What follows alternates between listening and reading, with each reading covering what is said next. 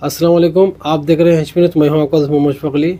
हम पहुंचाएंगे आप तक आवाम की आवाज़। हर बार होगी एक नई खबर, क्योंकि हम रखते हैं हर न्यूज़ पर नज़र। आइए देखते हैं आज की कुछ खास खबर। तश्कील के, लेकिन ये भी एक हकीकत है कि असेंबली इलेक्शन के फ़ौरन बाद पार्लियामेंट इलेक्शन आया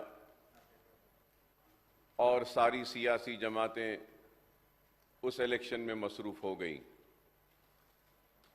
और इस बात से भी कोई इनकार नहीं करता कि एक नई हुकूमत को संभलने, समझने और फैसले लेने के लिए वक्त भी दिया जाना ज़रूरी है।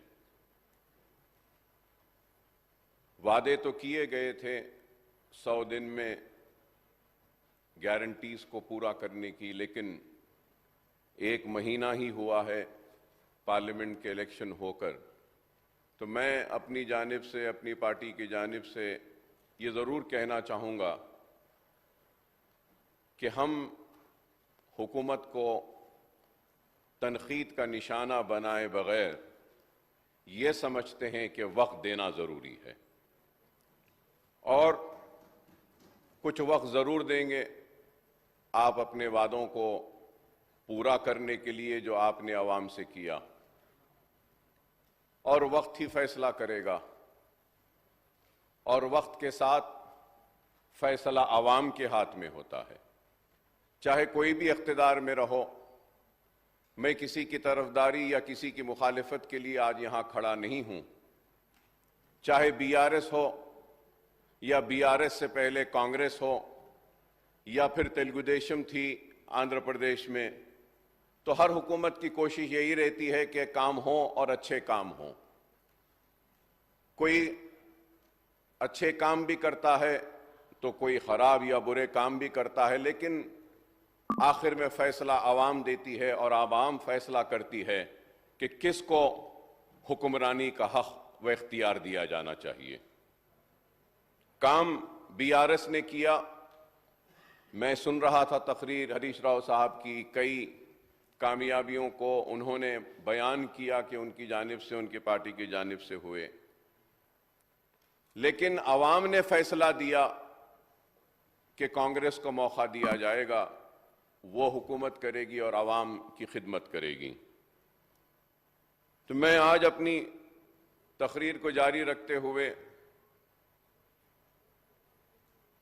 हमारे फाइनेंस मिनिस्टर साहब विक्रमा भट्टी साहब को मुबारकबाद देता हूं कि वो पहला बजट अपना उन्होंने पेश किया। और ये भी ज़रूर कहूँगा कि 107 पेजेस का एक मैराथन बजट उन्होंने पेश किया। प्रजा पालना application, sir, each applicant had spent on Xerox copy of 100. Also, अगर 100 रुपये भी अगर हम ले लेते हैं साहब, तो बेचारे गरीब अगर 100 रुपये भी कुछ जीरोक्स करा के एप्लीकेशन दिया, 100 रुपये, या रक्शे में गया, ऑटो में गया एक एप्लीकेशन डालने के लिए, तो जुमला दरखास्तें 1 करोड़ 25 लाख, 100 रुपये के हिसाब से कितने पैसे गरीबों के चले गए साहब? कितने चले गए आप बोलिए? तो मैं उम्मीद करता हूं कि आप जितने पैसे गरीब ने खर्चे हैं उससे बढ़ के आप उसको देंगे। मैं उम्मीद कर रहा हूं साहब, obviously, and I am sure you will give. भाई आप बुरा मत मानिए please, don't get upset sir. Rupees 125.85 crore on one day, their wages of rupees 500 sir, और उसका डेली वेजेस 500 रुपये है साहब। उसका उन्हें जाके काम करता, वो डेली वेजेस पे भी नहीं गया। उन्हें नहीं भाई सिलेंडर मिल रहा, नहीं भाई 5 गारंटी मिल रही, नहीं भाई ये मिल रहा, सब लाइन में ठहरे हुए, चिलचिलाती धूप है। मुझे वैसी दिख रहा था, मिस्टर मोदी का डिमोनेटाइजेशन भी है वैसी दिखा, और ये आपकी गारंटी की दरखास्तें भी वैसी दिखी कि धूप में खड़े हैं, दरखास्त दे रहा है गरीब उम्मीद में। मुझे दिखा वैसा। देखिए please sir, honourable speaker sir, we have to be tolerant sir, we have to have patience sir, we cannot be so intolerant. Please try to understand sir. Treasury benches should not feel bad sir about it. Sir मैं अच्छी बात कर रहा हूं, गलत बात क्या कर रहा हूं?